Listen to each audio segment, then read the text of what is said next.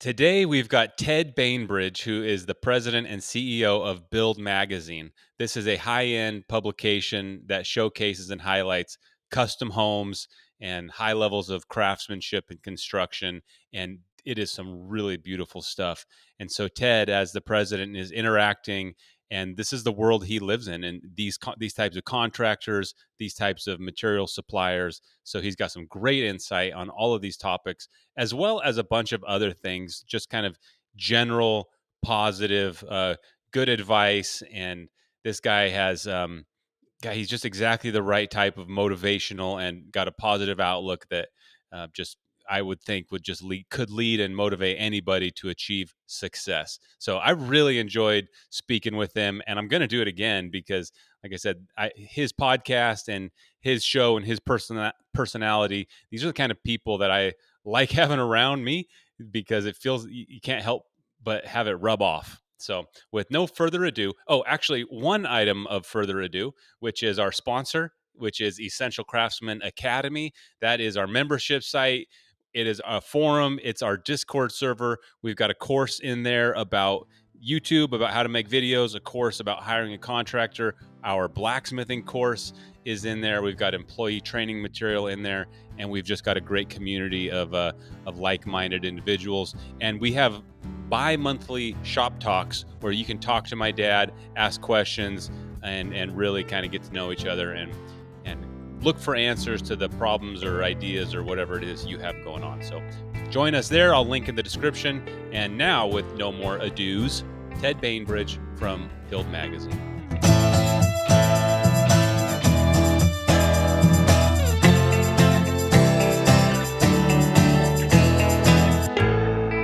Will you give some background on, we're going to talk primarily about construction and high-end homes and this type of thing, but I'm curious about the print industry because I kind of was under the assumption that the internet was just wrecking print, and then here you come along and create Build Magazine, and it's amazing and doing great. So what is going on there? What was your background kind of before that, and could you shine some light on or give some perspective on that?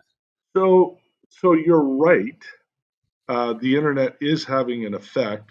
Most publishers, I believe, personal opinion, is they're too lazy. So they take shortcuts and it diminishes the quality of their product. So now all of a sudden you get these magazines and they used to be thick, now they're thin. The design is lousy, the paper is lousy because they're having to cut costs in order to Mm-hmm. survive. Where as soon as you start doing that, you cannot cut costs enough to Mm-hmm. be successful.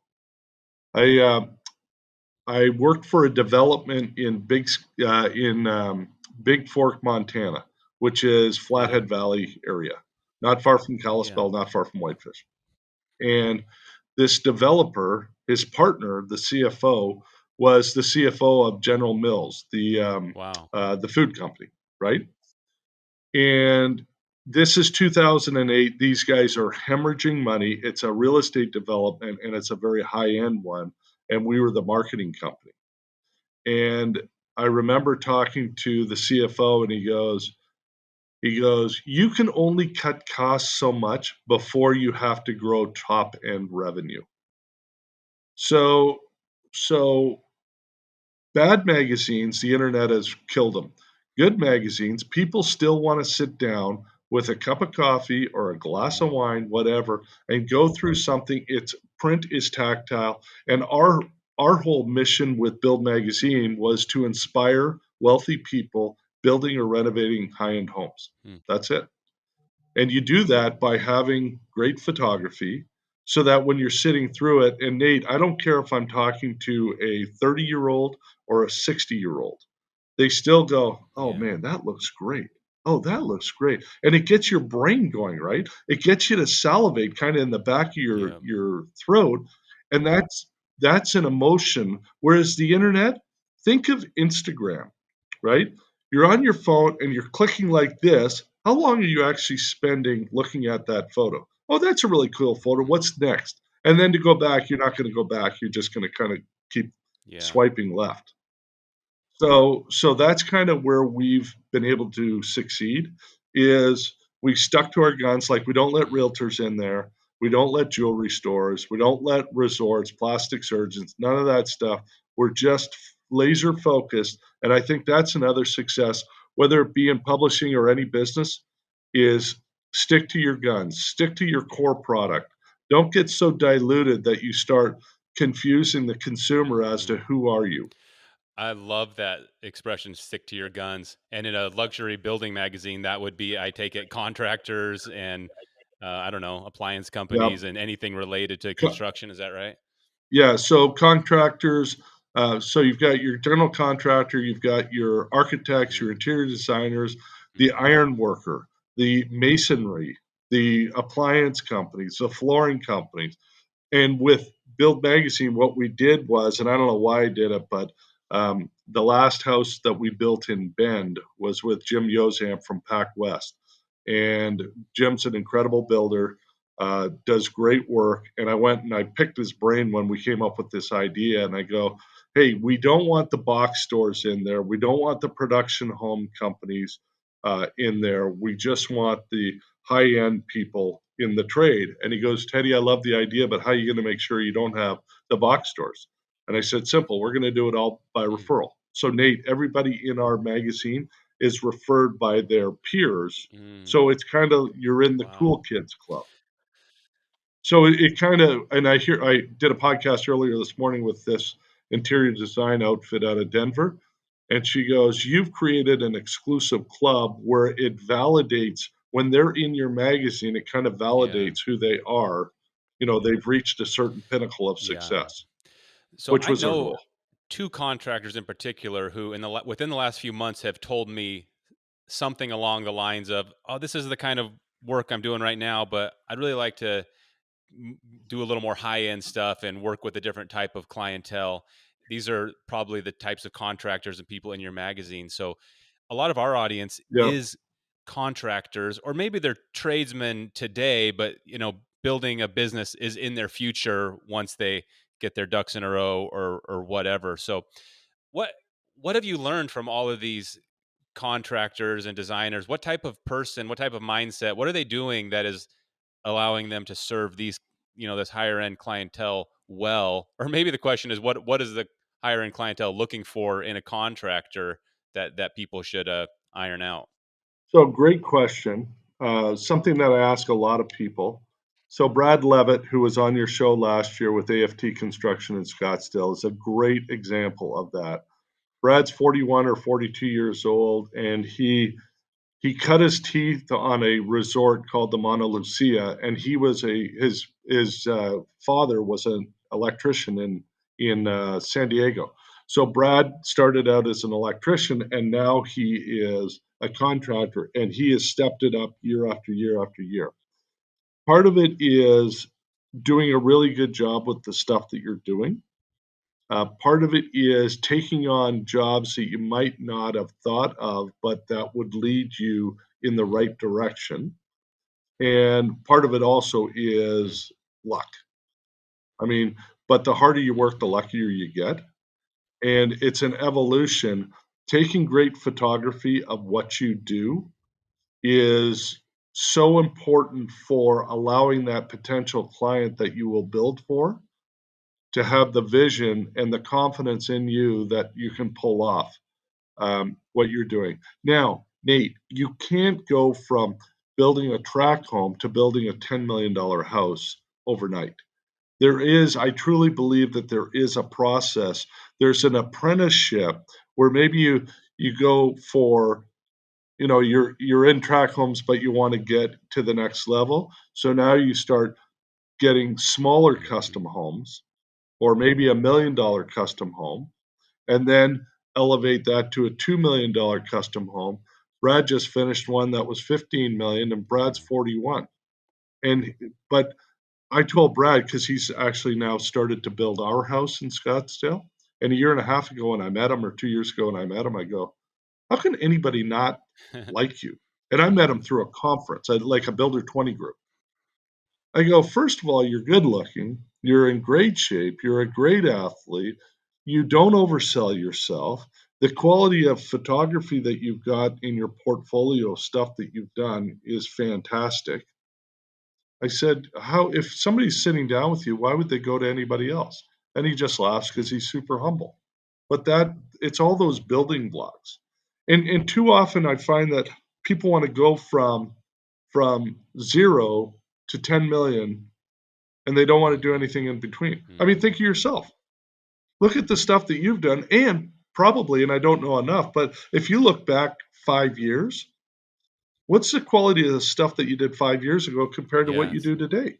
Yeah. It's probably way better Yeah. because you learn, right? Yeah, you're right, but it's been a one step in front of the other progression instead of like a now I have this tool, therefore my stuff is better. No, no, no. It's been just kind of one step getting better at a time. So you're advising, you tell a young or even an experienced contractor, but one place they could up their game would be taking professional photographs of their job before they leave. That's kind of like Oh, low hanging fruit.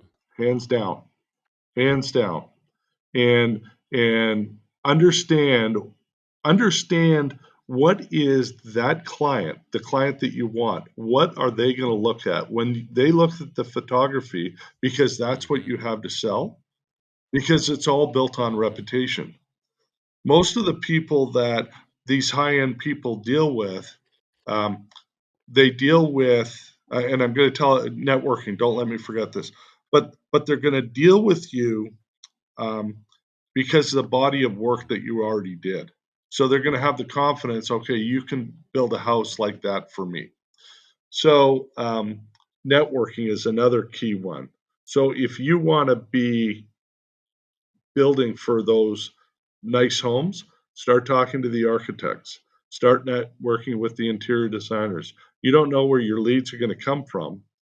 And people are going to say, hey, listen, I talked to this guy and he's an up and comer. Everybody likes up and comers. They don't Yeah. want to be a guinea pig, Yeah. right? And so we're willing to give people a shot, but I don't want you learning on Hmm. my dime. So that's where the networking and the trust and the proof, and then you do a really good job. You start to build a reputation for, he used to do smaller stuff, and now Hmm. this is what he's doing or what she's doing. Because I'm seeing more women in the building industry as well, which I think is super Some cool. trades have a challenge because while their craft is happening, it's still a job site. It doesn't, there's no like furniture in the house, and those photos look more like a job site. Like for example, a tile layer. When he's done with his Yeah. shower install, it's difficult to get like a professional picture that really pops because there's no mirror in the bathroom. So, So what I tell them to do is, if you've done a good job for the GC and the general contractor loves you, which he should, you want them to be your mhm, best friend, is to say, hey man, are you going to photograph this house? Okay, can I chip in a few $100 when you are getting photos done? And can that photographer take photos of yeah, the shower? And the general contractor is more than happy, Nate. If you've done a good job, they are more than happy yeah, to look after you. Because without you, they don't have a business either. that's a good point. It's also I sometimes it's hard to ask people for something, cold call, but contractors get beat up a lot. Like, hey, can you come back and fix this one thing? And people are taking often from a contractor. That's fine. There's always an opportunity to ask something in return, like, yeah, I can do that, no problem. Also, while I got you on the phone, I'm going to send a photographer over to that job. It's almost like you can give and take a little more. And if you have to take some, ask, that might be an opportunity to do that when they're beating you up, anyways. So, so with the higher end homes, and I think this applies to anything, because photography really is the body of work and good photos. I literally, another thing we talked about on this podcast I just did with this interior design coach was getting her clients, the interior designers, to understand the value of good photos, because there's a difference between good photos and you grabbing your iPhone and taking photos. Right. Those are garbage and they're not going to be properly lit. And then you look at really good photos and you go, Yeah. okay, well, that's the difference, right? And now all of a sudden, people become less price sensitive when they have incredible trust in your ability. The first word out of their mouth isn't going to be, well, how much is this going Right. to cost? Yeah. Right.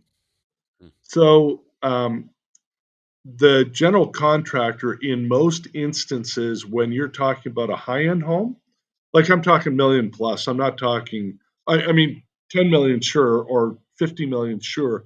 But even at a million, 2 million, $3 million in the contract with the client, most of the time there is a provision for them to come Got it. back and take photos.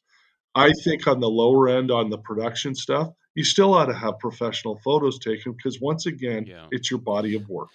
So you've between the contractors, a lot of which that you work with, I'm sure, are super successful in their own right, but also the Yeah, I'd say the I don't know if you refer to these as your customers, but the purchasers of your magazine, the wealthy clientele who are absorbing this information. You've probably rubbed shoulders and kind of yeah, been around these types of successful people quite a bit. So there's certainly some. Uh,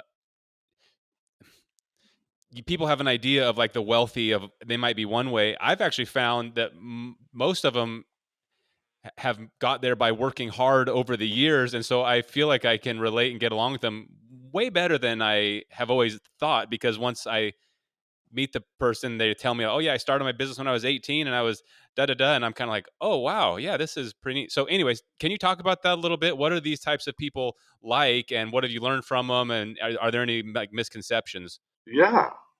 Awesome question. Most of us, because we started with nothing, most of us are humble. Now, there are some that, they're bigger than life and they've got huge egos, but I find those to be the rarity, not the norm. And so now all of a sudden, they started with nothing, and what they appreciate is they appreciate somebody working hard. They appreciate somebody coming up with an idea because it takes them back to their roots. Another thing that I find is, and think of it from your own mindset. You've got over 1 million followers on your YouTube videos. You and your wife and your family have done an incredible job with what you have done. But the fun times are thinking back to how bad things were or the dumb mistakes that you made, and you look back on them, you learn more from those than, "Hey, Hmm. listen, we've arrived." First of all, we never arrive because, um, there Hmm. is no finish line. These people are as normal as all of us, and as as I meet wealthier and wealthier and wealthier people, at the end of the day, they put their pants on just like we do. They have they want to work on their health just like all of us do. And they're, for the most part, normal people that just had a good idea and with a little luck and a lot of hard work, they succeeded. We do a lot of our podcast is about these incredible stories of the American dream. And these are all they're dealing with multimillionaires and billionaires, and they're Huh. just normal folks. So don't be intimidated by them because they're just normal folks. Now, don't waste their time.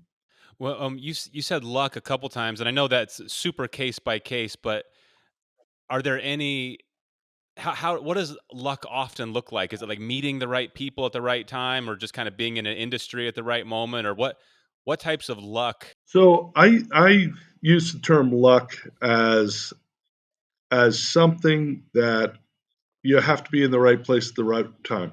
But one word I didn't use that is more important is Mhm. preparation. You've got to be prepared. So I'll go back to the football analogy. So Tom Brady throws passes, goes to practice, throws several hundred passes every day, and then he gets to the Super Bowl, and he is so prepared that when he throws a pass to Gronk, you have to have some luck that the defender doesn't do something, but because there's so much incredible preparation that goes into it, guess what? They make the catch, they Yeah. win the Super Bowl. And he's done it so many times. Tiger Woods, Michael Jordan. These guys always work incredibly hard at what their craft is so that they Mm. become experts. You don't become an expert by watching YouTube videos. You don't become an expert by watching TV. You don't become an expert by sitting in the stands. You become an expert by practicing and participating. Practice, practice, practice, practice, practice. Now all of a sudden, when you're under the gun, pressure hits. Mm. It's a reflex I've motion. always thought of luck in business, a little bit more like fishing, where like sure you might have got lucky and caught a big fish, and you certainly didn't like get in there Yeah, and grab the fish and hook him on your hook, but it can appear that way because you just like happen to go to the river and you're fishing and wow, what do you know? But what you don't see is that fact that you're sitting there waiting anyways. Oh, what do you know? I happen to have this bait in the line in this water, and I a lot of the successful people I know, it was a little more like that. Like maybe they got lucky and met this certain person or got this one client at this right moment, but the fact that they were open for business the day before that and doing the legwork is what actually caused that to fall on their lap and they were able to snatch it. It wouldn't have happened had they not done the preparation, like you're saying. You moved from Canada to Bend. Number one, Bend has changed over the years quite a Yep. bit, and you could talk to that. But you mentioned the American dream. Does that mean something extra special to you, kind of coming to America later in your life? Number one, and number two, does that overlap with Build Magazine and kind of what you're working on these days with your podcast and working with all these contractors? So the cool thing about America is any knucklehead can make it. And if you do work hard, you do have an idea, you do take a chance, anybody can succeed in America. That's not necessarily the case in other Mhm. countries around the world. There are a lot of countries that there is the class system. So if you're born into a specific class, say it's middle class, it's very hard to get to the um, call it aristocratic or the wealthy or however you want to do it. But in America, we're built on people that started with nothing, people that were flat broke, people that came from the ghetto. I've got a really good friend of mine, Byron, and Byron grew up in downtown Atlanta in the ghetto. And um, when he went to school, he had um, a bunch of friends that would say, "Hey Byron, let's go hang out tonight." And he goes, "Nope," because he knew that that was trouble. And so he played 5 varsity sports his senior year so that he would be always busy so that when his friends would say, "Hey, let's go hang out," he'd go, "No," because he knew exactly what hanging out meant. And a lot of those friends didn't see their Wow. 21st birthday. So Byron goes from poverty, he joins the military, goes in the military, he becomes VP of uh, GE, one of VP of sales for Wow. GE Capital, and he retired at 45. And he's a good buddy of mine, and now he mentors a lot of the NFL players because he goes, "Here you have these young black athletes." He goes, and they're not taught the skills on now all of a sudden you got Yeah. all this money, but that doesn't really, if you're not taught the skills, you're just going to get yourself into a Yeah. world of trouble with Wow. that money. And Byron is such an inspiration to me um, as far as what he's done with his life. That's the American dream to me. Wow. There is nobody's saying to you, you can't do it. And Canada's a great country. Don't get me wrong. I mean, it's beautiful. It's a great country. America just lets anybody succeed if they want to. Um, It's a choice. I know there's are people who could describe all the reasons why that's not the case anymore, but I can't help but feel like just choosing to believe that you can achieve anything in and of itself is so powerful, and you like just not focusing on all the reasons that might keep you back and just choosing to be like, you know what, I'm gonna believe this, what you described can be quite valuable, and it can be a quite a powerful ingredient to achieving success just from your own mindset, right? It's all the 6 inches Yeah. between our ears. I think the American dream is bigger today than it was 20 years ago when we first came here. I think there's more opportunity because too many people through this pandemic, the government has thrown money at them. So they just think that they're successful because they're so smart. No, they're successful because the government has artificially Mhm. inflated everything.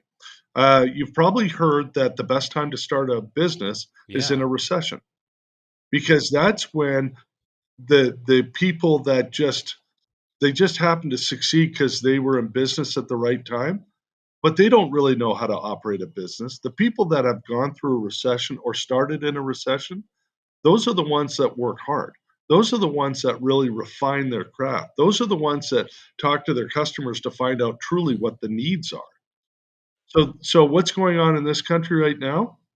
We can all decide to be a participant in our lives, or we can all decide to be a spectator. That is our choice. Nobody tells us. The government doesn't tell us.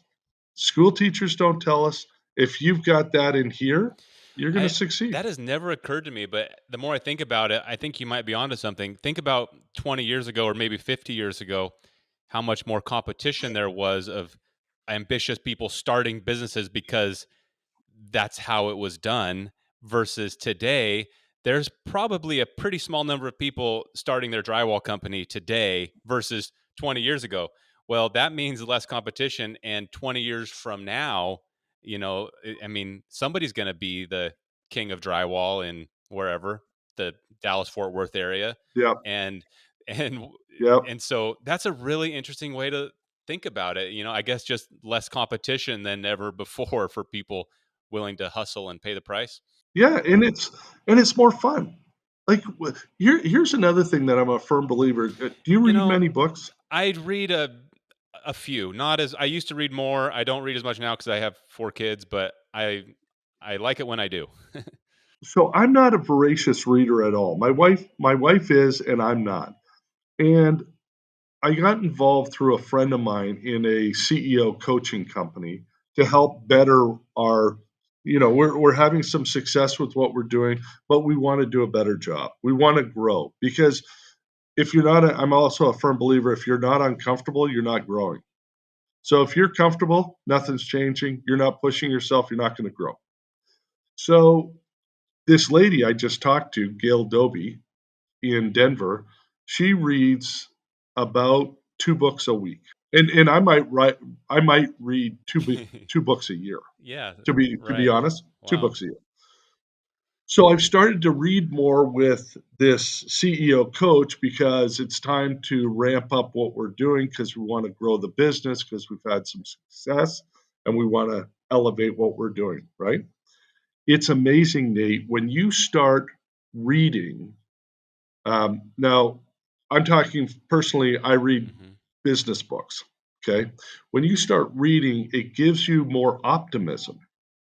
When you start learning, you become less trapped in the outside environment and more stimulated to, okay, that's a good way of looking at things. I've got an idea I think might work.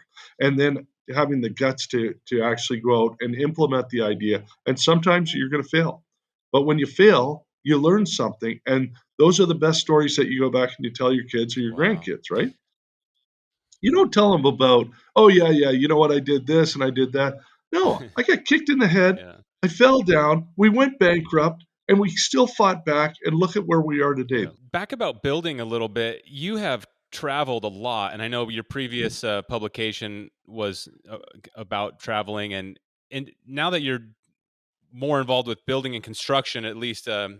in this regard, can you talk about or think of things related to construction and building that you've seen around the world or that's interesting? I've only traveled a small amount, but even when I go to other parts of the country, the US, I'm always just kind of amazed how different things are. Even down to like materials. Like when I was in Florida, I was amazed that like a lot of the gravel has seashells in it. And that's like road base and stuff. Things like that. They're Yep. like, whoa, that's crazy. Not to mention Europe and the construction techniques. So, what kind of things have you seen in your travels that you can appreciate now that you are, so involved with construction and building? Or when you go to Florida, they build houses out of cinder blocks, not wood, because I mean obviously there's wood in there, but the foundation is cinder blocks because of the storms, the Right. weather that they get. Right. Um, So this morning when I was doing this podcast with these ladies, my podcaster said when we're done, he goes, you because you have traveled so much, you don't have many dead spots in your conversations with your guests because sometimes you know what it's like. You're talking to somebody and all of a sudden they just leave you hanging, and Yeah. now you're just scrambling trying to fill. Okay, what am I going to ask now? And your Yeah. brain's trying to rack it up, right? Yeah. Um, I think travel does a couple of things, and I'll equate it to building in a second, but I'll equate it to the American dream more importantly. When we immigrated from Canada, we got a green card. Every time and so we were not citizens for 15 years, and then we became Americans. But every time I would come back through customs and they said, welcome home, even as a green card holder, it's still, as I say it to you now, I still get emotional because this is such a great country. Mm-hmm. If we all would travel more, get outside of America, the rest of the world does not operate like this. In every country, we talk about the problems that we have with different races and ethnicities and cultures and all that stuff. It is not just America that has those problems. They have it in China, they have it in Korea, they have it in Russia, they have it everywhere you go. So I think that we would appreciate what we've got so that we look at the good of what we've got. It's very easy, even in relationships, you start looking at the bad of somebody and you start picking them apart. Well, that's the deterioration of everything, right? Mm-hmm. But if you look at the good and the benefit, you go, oh man, we're not perfect. Nobody is. God didn't make us perfect. You know, God made us with imperfections. So let's not pick them apart because we all have them, right? Yeah. Now, as far as building is concerned, when you travel all over this great country, and I've been to all 50 states, I've been to all 10 provinces in Canada, we've been to 5 continents. When you travel, even in the US, the building techniques and the building materials that they use, depending on weather, because there's that thing called rain Mm-hmm. and it destroys everything because water follows gravity and nothing can stop it, right? You deal with it. I remember watching one of your YouTube videos and you had dug out the foundation or a neighbor had dug out the foundation and they had a bit of a mudslide. I Yeah. mean, not a major one, but a little Yeah. one, right? Oh yeah. And it's because of water. Yeah. When I was doing that podcast with that guy Eden Marshall from Grand Architecture in Vancouver, he was telling a story about water and how water is just it's a nuisance. Yeah. I mean, we need it, but it's a nuisance when it comes to building. Yeah. And he also talked about the building codes from 20 years ago and what they've learned and how stricter they are now because they're constantly learning what effects water has on construction and how it can make, all of a sudden you're on quicksand, but you thought it was on, a solid foundation. Mm-hmm. So it's just interesting to see the different materials that people use in different areas. Also, from architectural design standpoint, out here in the West, everything is an open concept, whereas back east, you still have a lot of homes that are built with formal dining rooms, formal living rooms, sitting areas where a library or something like that, and they're Mm-hmm. smaller rooms. I remember when we built our first house in Bend, I would look at the floor plans, and there would be floor plans in Broken Top that were 4,600 square feet, 3 bedrooms, and I go, in a house that big. Mm. I was used to 2,500 square feet with 5 bedrooms because all the bedrooms were small. Yeah. Is that still how it's done back east compared to the West, or has it kind of equalized? Not exclusively, but yes, to a large degree. You'll walk into these homes and Huh. they're all more structured than the open concept that we have out west. I mean, you do have some that are open concept, but Sure. large majority of them are still built that way. And we don't have. You go to Texas, it's all brick. You go to Georgia, it's all brick. You go to South Carolina, it's all brick.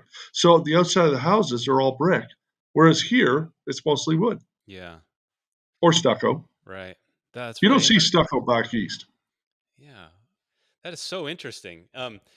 I had Matt Reisinger on our show. He's a kind of a high end builder in Texas, and he has a big YouTube channel. He lived in Portland, and he talked about, speaking of water, how he built in Portland, Oregon, and where it rains all the time, and he figured he had water and how to like shed a roof just mastered because this is my home court advantage, with rain and water. And he went to Texas, and I hope I'm not getting this wrong, but he built a house and it had like trouble because he applied the building methods from Portland to Texas. It rains in Texas also, but it's just different, and for whatever reason, it didn't apply. And so that was really interesting that even, yeah, just that point, how different things are done to accomplish the same goal for, even like water, it might just be water, but the heat in Texas causes, expansion, contraction that affects the waterproofing and membranes in a way that Portland doesn't have to deal with, or other weather,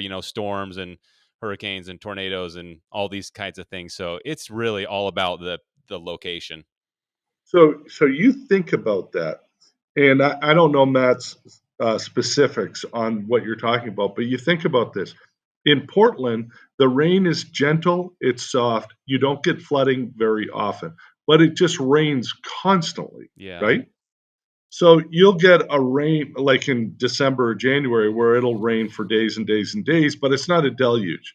Then you go to Texas, and when it rains, because it rains a lot, but you will get actual flooding. So it's a Yeah. monsoon that Yeah. hits. Yeah, exactly. And it's just a wrecking ball on Oh, on and homes. water, you know what water's like. Yeah. Water is a hassle. Yeah. Yeah. It's actually I wish it was more I wish it was more quantified and there was data about how much damage dollar wise rain and flooding puts onto contractors. When I was building my storage facility, which we made some videos about, it was the first like building permit I had pulled, and I was kind of doing it myself. We had 100-year flood event while I was in the middle of my dirt work, and I had trenches open, and it cost me what was a lot of money to me, several $1,000s to redo a bunch of trenches and electrical that had like come out of the ground. But at that same in that same weather event, the airport was doing a big parking lot kind of addition at the same time. And I happened to go there, and I was feeling really sorry for myself. Like, of course, I get this weather that just like wrecked my project and blew up my like expectations of budget. And then I drove through their job site and was like, oh wow, this is I don't feel so bad for myself anymore. Tens of thousands, maybe hundreds of thousands of like work they had to redo, that basically contractors, or I guess insurance companies probably are involved with mitigating some of that risk. But point is, there's a price to pay when the water comes, if it's not prepared for. Yeah. Yeah. We had to buy, which I don't remember, and I talked to Jim. He goes, "Oh no, Teddy, you had to buy that." But he said we just factored it into the bid. But we had to buy insurance so that if something went wrong with the house while they're building this house, and the insurance was like $8,000, that was the premium, and to protect in case there was a fire or there was a flood or there was something during the construction process, which logically makes sense to me. But it's another one of those costs. It's kind of like it might only cost you a few $1,000s, but you didn't plan on it. You didn't expect it, Yeah. and it's still a hassle because it's a few $1,000s out the door. Yeah. Um, Related to travel, when I was in high school, I spent a year in Germany as an exchange student, and Awesome. that was a huge thing for me for a lot of reasons. But I remember one of the first homes that I went into, of a German family. It was a friend of my host family's. That the house was so different than any house I had ever been in. It was more of like the kind of Scandinavian minimal, kind of very kind of modern, and just so different in every way. The way the cabinet hardware looked and felt, that it made such an impact. I walked in and I just felt like this completely different feeling. What have you Are there any other countries or types of architecture or design that really made an impact on you, that was like, whoa, this is different? Because I'll never forget walking into that house and just like the feeling and how different it was. And I was like, oh, this is a home also, but Yep. not like any home I've ever like stepped into. Okay, so I want to ask you about the cabinets, but I'll answer your question. My son did a year of university in Seoul, South Korea, and when you go into properties there, you walk in, the floors are concrete, and all the furniture is pushed to the walls. So in the middle is nothing. Hmm. And so you're sitting there and you're watching TV, and the TV is across the room, and you're sitting on this wall, and it's just a bizarre. Yeah. It's so when you go into hotels, they go, "Do you want a Korean hotel or an American hotel?" And we go, "No, we want an American style one." Okay, now we know what you want. You want a Korean style one. There's nothing in the middle. All the furniture is off Wow. to the side. Well, funny. It's weird. Yeah. Okay, cabinetry, European cabinetry. Do you do much with that?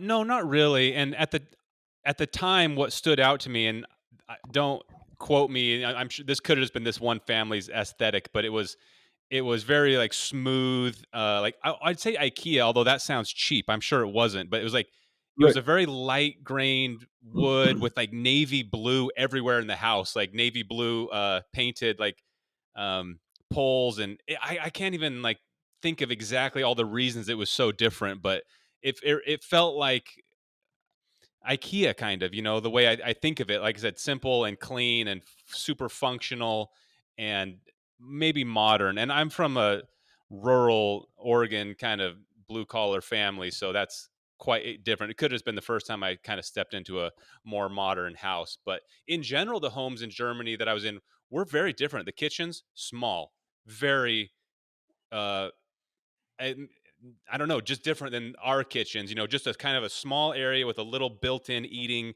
nook that people ate at. Small refrigerators, small appliances. They would pick up food every day. Basically, they'd pick up bread and meat and not store it on site. Just quite different than what I was used to. So I've got a lot of clients that are German cabinet um, dealers, and um, that's just German engineering is incredible. It's so functional. It's so well thought out. And I didn't really, Nate, understand. Okay, well, why would a cabinet maker want to have a German cabinet company that they're representing? Why wouldn't they just make the stuff themselves? Well, because the German stuff is so precise. Not that theirs wasn't, but it was easier to have. Um, there's a company called Leicht. Have you ever heard of them? No, but that does sound like a German company. But no, I Yeah, haven't. so you should check them out. So Leicht is, I think it's spelled Leicht, and they produced Okay. last year 650,000 kitchens, Oh wow.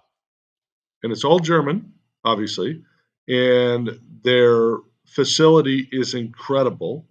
I've not been there, but what I've been told, I did a podcast with a guy in Vancouver, and he's a Leish dealer.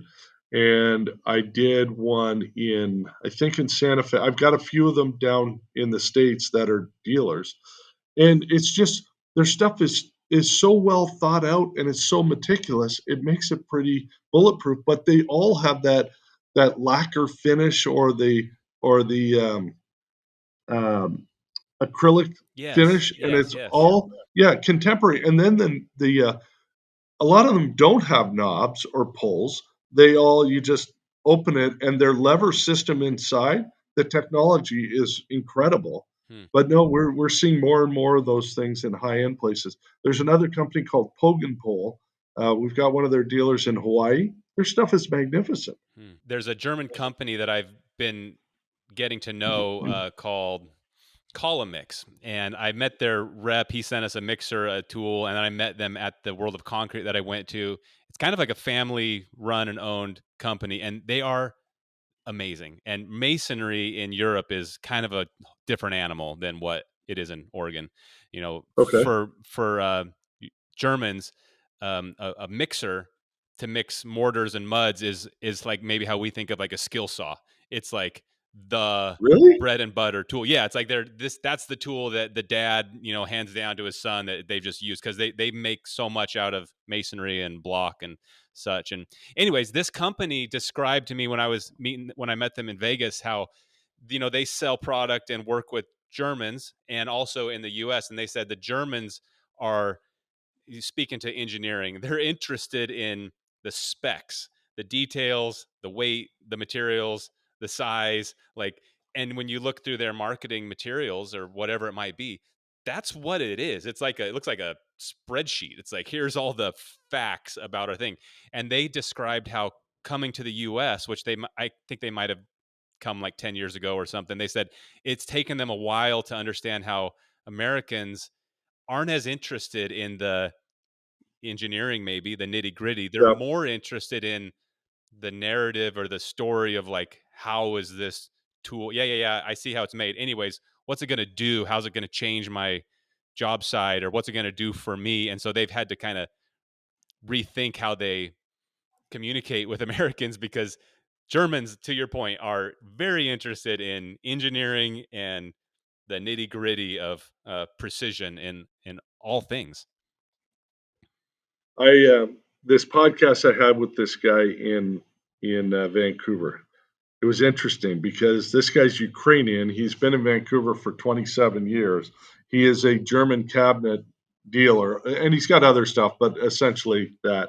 And Nate, I go, okay. And this guy loves cars, loves cars.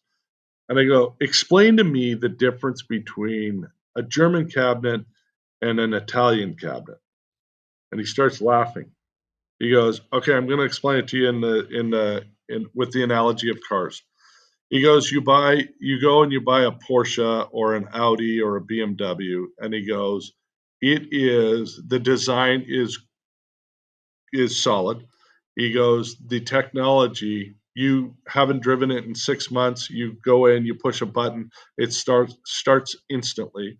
It gets you to point A from A to B flawlessly. It's never going to break down. It's bulletproof. He goes, then you go to the Italians. They're all about sexy. They're all about design. He goes, they're beautiful. They're elegant. Their lines are clean. They're stunning. He goes, but you go to start it after it's been sitting for 6 months. You don't know if it's going to start. From A to B, you don't know if it's going to get there. But you'll be broken down on the side of the road and you'll be in one sexy vehicle. And he goes, look at Ferrari, Lamborghini, Bugatti, right? Yeah. And I was like, okay, that's a good analogy. That's He really was great. funny. Yeah, Yeah. that's really funny. Well, it's funny to know that that even translates through to the cabinetry and the meticulous engineering that would go into that kind of thing. So, can you talk about any trends, and maybe we'll kind of wrap up on this? Any trends that I don't know, you kind of see a lot of different parts of the country and this high end building, what builders are working on and what clients are interested in? Do you see any kind of trends coming or going, or what's interesting that's happening in the country these days in terms of construction? Well, one of the main trends that's been going on for a couple of years through the pandemic is that people are investing more in their houses. They used to be shrinking down the size of the homes, and they would travel. They'd go to Europe, they'd Hmm. go to Asia, they'd go to Australia, wherever they wanted to go. And then the pandemic hit, nobody could go anywhere. And it didn't matter how much money you had, Hmm. right? So so now all of a sudden they go, huh, well, let's just build a bigger house. So we'll build a bigger house in Park City, or we'll build a bigger house in Hawaii, so that the kids and the grandkids. So I see more generational stuff. That's definitely one of the trends. Um, Functionality and technology. I definitely see that now. All of a sudden, I had one client say the second largest line item expense on the house is now the brains, Hmm. the technology that goes into the house, and some of the cool stuff that people put into their homes. The electronic shades, the windows that pocket, Hmm. the smart technology where you could be in London and turn on your thermostat in Scottsdale because you're going to be home tomorrow Yeah. and you want it to be cool. Yeah. Maybe speaking of trends, maybe the point is, or at least another angle is, with high end and more luxurious construction. I'm sure they spend a lot of time trying to keep it from being trendy and thinking about what's the most timeless and long-term way to build this, so we're always going to love it, instead of what is, flashy right now today. That depends on the client. Some Hmm. yes, some no. Interesting. Um, Remember, a lot of these people will be in this house for maybe a month out of the year. Oh. So Whereas you and I will build a house and it's our forever house, or it's our home for it's our main home. Yes. A lot of these places that we do business, clients in Jackson Hole, they might be there a month out of the year. Oh, So got it. they'll remodel it and won't think twice about dropping $500,000 and remodeling it. Huh. Whereas the other people, they go, oh, let's let's kind of plan this one through for the next 10 or 15 years. Yeah. But even with that, honestly, Nate, I just think of our house in Broken Top. We built it, and we built it with conservative, you know, uh, solid core doors, granite on the countertops, um, naughty alder cabinets. So, kind of the classic stuff. And after 10 years, it needed a remodel, Yeah. which is hard to believe. Yeah. But that's just, and it's not about being trendy. It's just about being, it just, you look at it and you go, okay, well, they're doing things differently now. It's time for a remodel. Yep. Well, Ted, this is amazing. I'm going to link to your podcast because it is, for me, it's really motivational hearing successful people who are maybe living, maybe not living the exact life I would, but in construction, especially people who are successful in building and these particular trades and parts of the industry, from architects to vendors and everything in between. It's just really motivating to hear the story of how they came to be. And that's what Friends of Build Magazine is about, the podcast. And you host that one. Yeah. So you're on the other side of the mic and you do a great job. So we'll link to that. Anything else where we should be directing our viewers to? No, just you can follow us on social media, obviously, and whether it be Instagram, Facebook, whatever. Uh, Love you to. Hopefully, people like the podcast, and that's about it. Well, Our goal is to inspire people. That's it. yeah. And what you've done, Nate, with your business, you give people like me hope in this country because you're not looking for a handout. From the research I've done on you, is you're the real deal. And while it might not be high end building right now, you're living the American dream and you're a good role model to people that work around you, for you, your subs, because a good solid family, this country would be better if dads were dads. And uh, family values to me are the cornerstone of everything that we do. So I like it when I see people like you and your wife doing what you do.